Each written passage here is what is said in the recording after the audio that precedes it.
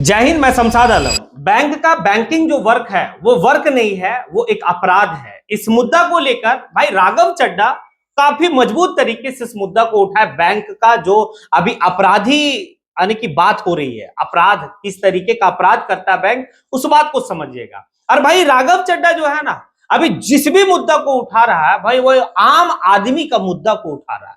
हर मुद्दा जो है कि राघव चड्ढा का काफी चर्चा वाला विषय बन रहा है। तो इस बार जो वो मुद्दा उठाए वो बैंकिंग से रिलेटेड मुद्दा उठाए, और वो बैंकिंग का जो रिलेटेड मुद्दा है वो आम आदमी से रिलेटेड है। दरअसल बात यहां पर यह है, समझिएगा कि एक व्यक्ति जो बैंक में उनका अकाउंट है, उनके अकाउंट में 3,000 रुपया नहीं है बैलेंस जो अवेलेबल होनी चाहिए, जो बैंक का एक रूल बना दिया गया। अगर 3,000 रुपया उस बैंक अकाउंट में नहीं है उस व्यक्ति का, आम आदमी का, तो जो भी उनके अकाउंट में 500 रुपया बचा हुआ है ना, वो भी जो है बैंक धीरे धीरे करके वो पैसा काट लेती है। यानी कि एक गरीब व्यक्ति का, एक आम व्यक्ति का जो है कि अकाउंट में एक मिनिमम बैलेंस 3,000 होनी चाहिए था, लेकिन 3,000 नहीं है, तो बचा हुआ जो भी बचा हुआ 500-700 होगा वो बैंक ले ली। अब इसको क्या कहेंगे, इसको आप क्या कहेंगे? ये अपराध की श्रेणी में आएगा या नहीं आएगा?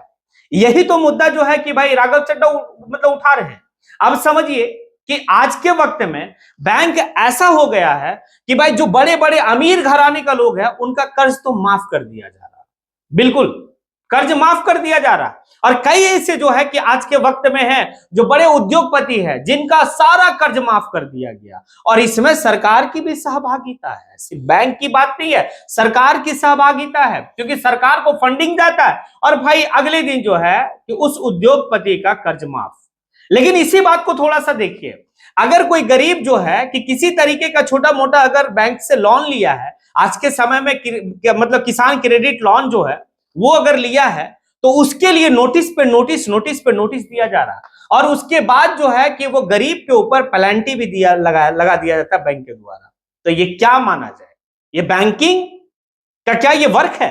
ये बैंकिंग का वर्क नहीं है, ये बैंकिंग का एक अपराध है। इनका कार्य जो किया जा रहा है वो एक अपराध की श्रेणी में आएगी। इस बात को लेकर राघव चड्ढा मुद्दा उठाए हैं, और राघव चड्ढा जो भी मुद्दा उठा रहे हैं, जिस भी मुद्दा को उठा रहे हैं, भाई काफी जो है कि सुर्खियों में रह रहा, क्योंकि मुद्दा ही ऐसा होता कि भाई बात ही अलग है। हर मुद्दा को, वो टोल वाला मुद्दा, समझिए ना बात को, कि एक आम आदमी गाड़ी खरीदता है, रजिस्ट्रेशन के वक्त में पैसा देता है, सारा टैक्स देता है, उसके बावजूद भी टोल नाका पे उनको टोल टैक्स देना है।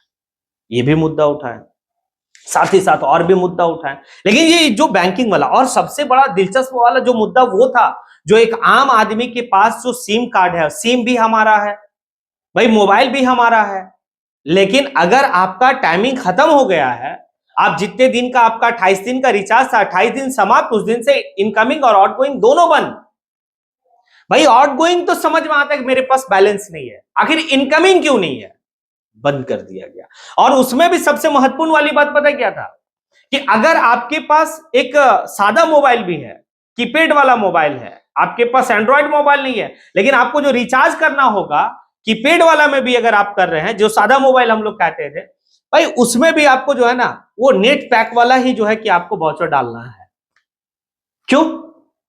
ये लूट है, ये अपराध है, ये टेलीकॉम कंपनी की। आप देखिए राघव चड्ढा जो भी मुद्दा उठा रहे हैं आम इंसान के लिए, आम आदमी के लिए, अभी तक राघव चड्ढा बचे हुए।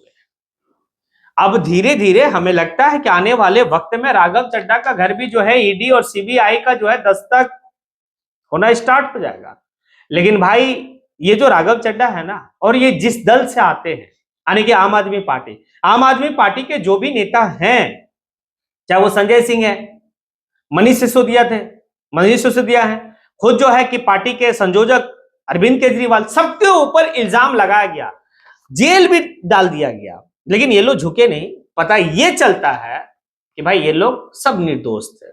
वो शराब वाली कांड में और भी तरह का संजय सिंह जो बेबाक तरीके से राज्यसभा में अपनी बात को रखते हैं, उसी राज्यसभा में राघव चड्ढा भी जो है आम आदमी का बात रख रहे हैं। पार्टी का नाम है आम आदमी पार्टी, और बात भी जो है कि आम आदमी वाली हो रही है। ये बैंकिंग वाली जो बात कही गई है, आपको क्या लगता है, क्या वाकई में सही बात कही गई है?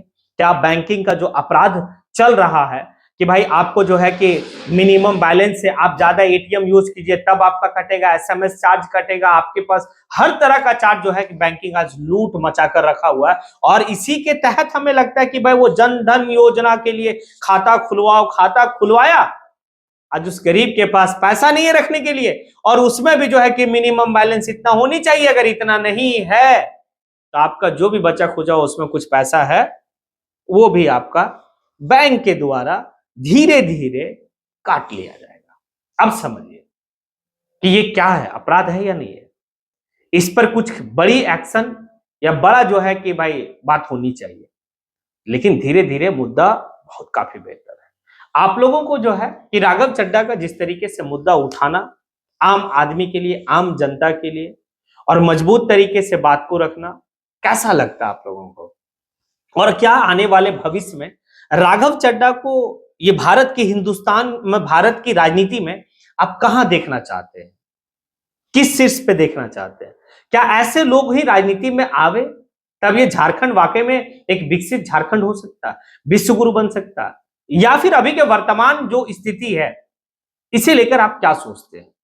अगर आपको जिस भी तरह का जो है कि बात लगता है, आप कमेंट जरूर करें। देखिए, कमेंट का मतलब है कि आपके कमेंट से हमें ऊर्जा मिलता है और हमें समझ में आता है कि आखिर मेरा जो वीडियो बनाना है वो क्या सही है या फिर क्या है नहीं है। अगर लगता है तो आप कमेंट बॉक्स में आके कमेंट जरूर करें। इसी के साथ मैं अपनी बात को यहीं पे समेटता हूं। जय हिंद।